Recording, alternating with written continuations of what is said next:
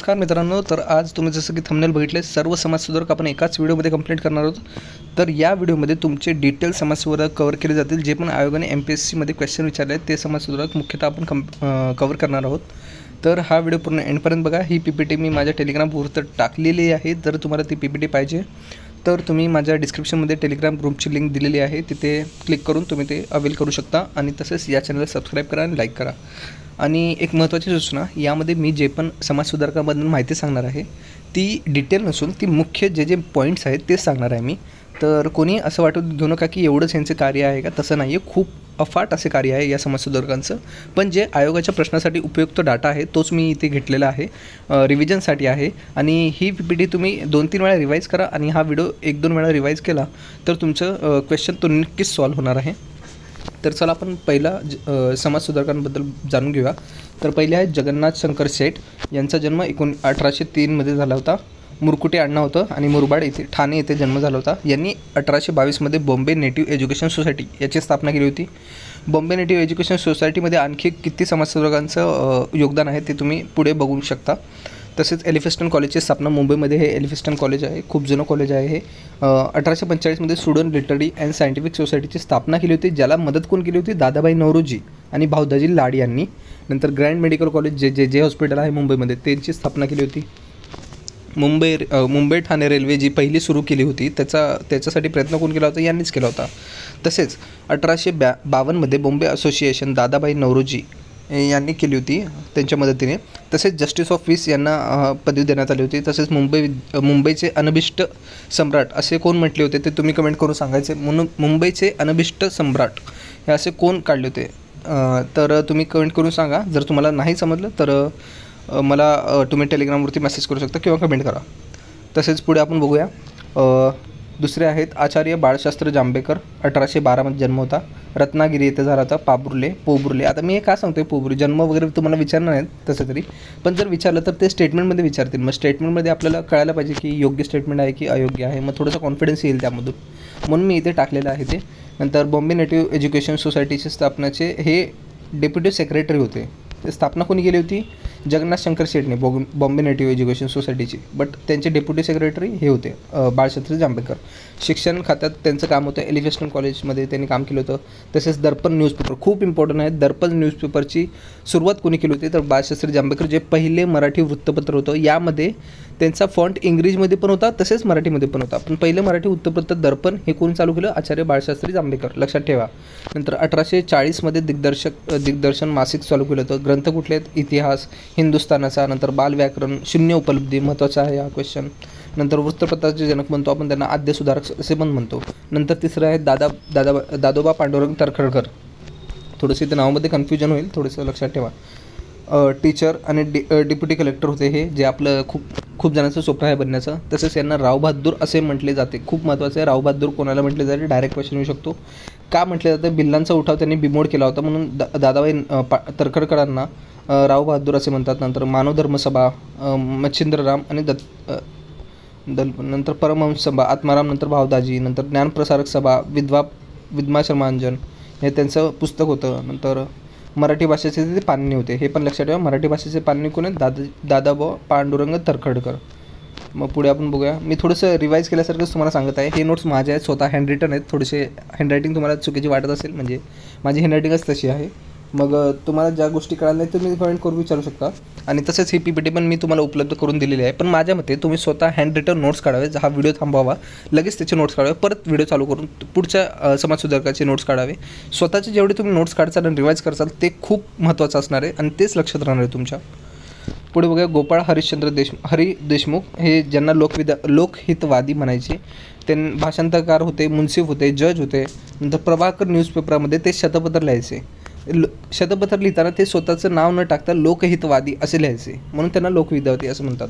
ग्रंथ पानिपत, हिंदुस्थानाचा इतिहास, ऑटोबायोग्राफी, त्यांनी कोणाची ऑटोबायोग्राफी लिहिली? तर स्वामी दयानंद सरस्वतींची ऑटोबायोग्राफी लिहिली। नंतर जस्टिस ऑफ पीस, आणखी आत्ता मी सांगितलं होतं, एका समाजसुधारकांना सांगितलं होतं की त्यांना जस्टिस ऑफ पीस भेटला, ते कुठलाही कमेंट करा। नंतर तसेच राव बहादूर पण त्यांना बोललं जातं।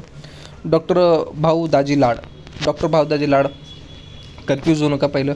नंतर 1852 बॉम्बे असोसिएशनचे सरचिटणीस होते ते। नंतर स्टुडंट लिटररी सायंटिफिक सोसायटी याच्यामध्ये सुद्धा त्यांनी कार्य केलं आहे. ग्रंथ कुठले? हेमाद्री, नंतर काल, नंतर जैन धर्माची परंपरा. त्यांना धर्मांतरीसुद्धा म्हटलं जायचं, कारण त्यावेळी जेव्हा कुष्ठरोग होता त्याच्यावरती औषध यांनी शोधलं होतं. डॉक्टर भावदाजी लाड यांचं जे मेडिकल कॉलेजमधून त्यांचं ग्रॅज्युएशन झालेलं होतं त्यावेळेसच्या.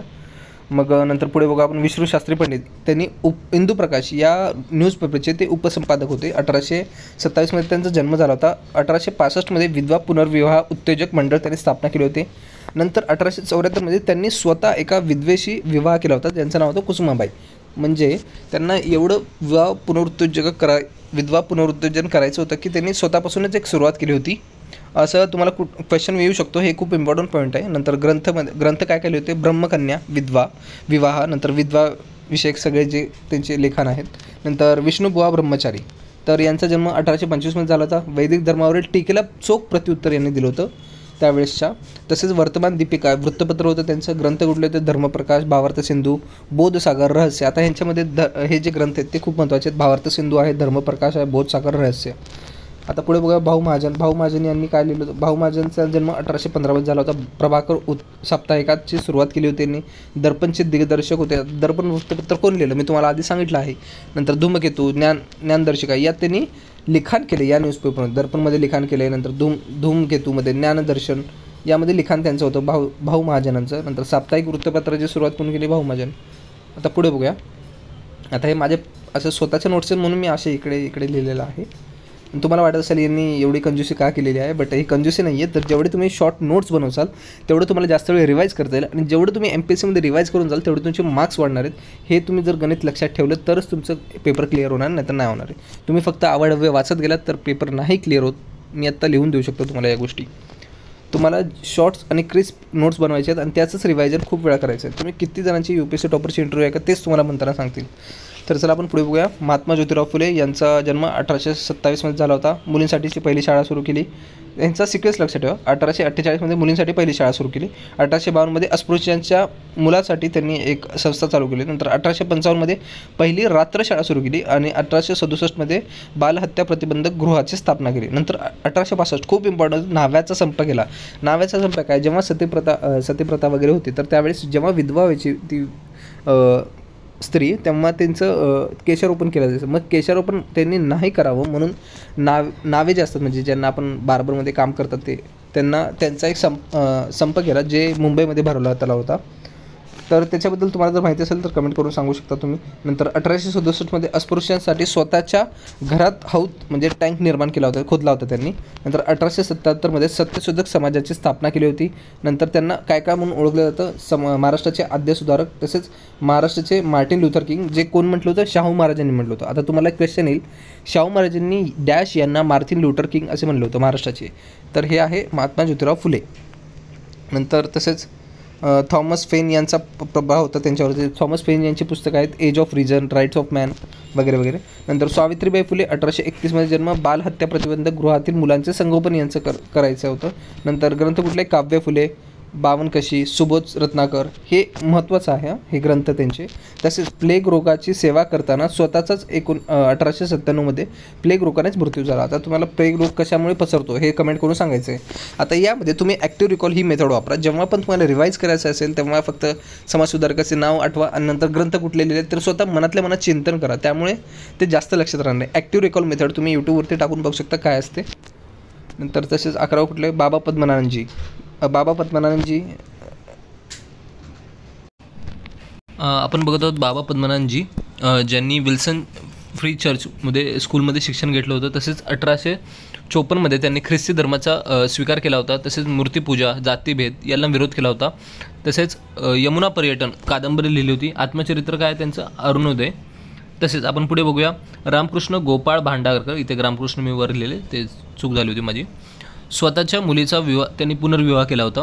मुंबई तसेच केंद्रीय लेजिस्लेटिव्ह काउन्सिलमध्ये ते सदस्य होते, म्हणजे ज्याचे आमदार आणि खासदार, आताचे जे आमदार आणि खासदार होते ते होते. तसेच ग्रंथ काय आहेत त्यांचे हे बघू शकता इथे. अदर अनदर, नंतर शेविझम, नंतर अदर मायनर्स रिलिजन, हे त्यांचा ग्रंथ आहे. नंतर 1837मध्ये त्यांचा जन्म झाला होता. पुढे आपण बघूया सार्वजनिक काका कोणाला म्हणतात? गणेश वासुदेव जोशी. डायरेक्ट क्वेश्चन येऊ शकतो, सार्वजनिक काकांचे नाव काय? डायरेक्ट विचारू शकतात ते. 1828 वासुदेव बळवंत फडके यांचे वकिलीपत्र. आता वासुदेव बळवंत फडके कोण होते ते सगळ्यांनाच माहिती आहे. मग त्यांचं जे वकिलीपत्र होतं त्यावेळेसचं ते ह्यांनी घेतलं होतं. म्हणजे त्यांच्या साईडने कोणी केस लढायला तयार नव्हतं त्यावेळेस, म्हणून ती केस त्यांनी घेतली होती सार्वजनिक काकांनी. नंतर सार्वजनिक सभेची स्थापना केली होती. नावातच कळतं आपल्याला. स्वदेशीचा पुरस्कार लघुउद्योग यांच्याशी लघुउद्योग स्टार्ट करण्यासाठी त्यांनी प्रोत्साहन दिलं होतं. दुष्काळग्रस्तांना मदत केली होती. आता पुढे बघू आपण बहिरामजी मलबारी 1853 साप्ताहिक होतं त्यांचं. Indian Spectator. संस्था कुठली होती? सेवा सदन. दयाराम साहन. नंतर पुढे काय बघूया आपण त्यांचं. बालविवाह, नंतर बालविवाहाला विरोध होता. ग्रंथ कुठले? नीती विनोद. नंतर गुजरात आणि गुजरातीच. पुढे आपण काय बघूया.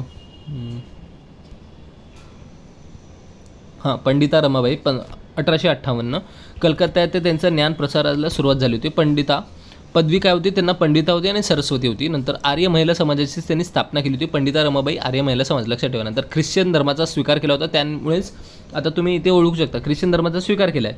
मग त्यांनीच बायबलचे मराठी भाषांतर केले होते. थोडंसं लक्षात ठेवा इथे. महादेव. नंतर 16 आपण बघूया महादेव गोविंद नारडे यांच्याबद्दल. 1842 न्यायमूर्ती महादेव गोविंद नारडे. नंतर एलिफिस्टन कॉलेजमधून ते प्राध्यापक होते. सामाजिक परिषदेची त्यांनी स्थापना केली होती. Rise of the Maratha power हे पुस्तक लिहिलं होतं. वसंत व्याख्यानमाला पुणे येथे भरवली होती. आता तुम्हाला इथे विचारू शकतात वसंत व्याख्यानमाला कोणाशी रिलेटेड आहे? तर ते महादेव गोविंद नारडे यांच्याबद्दल आहे. तर आपण पुढे बघूया डॉक्टर बाबासाहेब आंबेडकर यांना कोण नाही ओळखत पूर्ण भारतात.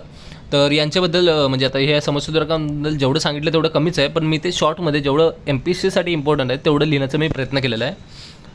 मग आपण बघूया 1920 त्यांनी काय केलं? दलितांचे नेतृत्व केले होतं. तसेच 1920 नंतर मूकनायक साप्ताहिक त्यांनी चालू केलं होतं. 1924 बहिष्कृत हितकर्णी सभा काढली होती. 1927 चौदार तळेचा सत्याग्रह होता. नंतर 1927 त्यांनी मनुस्मृतीचं दहन केलं होतं. 1930 त्यांनी काळाराम मंदिराचा सत्याग्रह केला होता. आता इथे माझ्याकडे पेज होता माझ्याकडे, पण मी ते वर लिहिलं आहे. एकाच पेजमध्ये मला नोट्स संपवायच्या होत्या.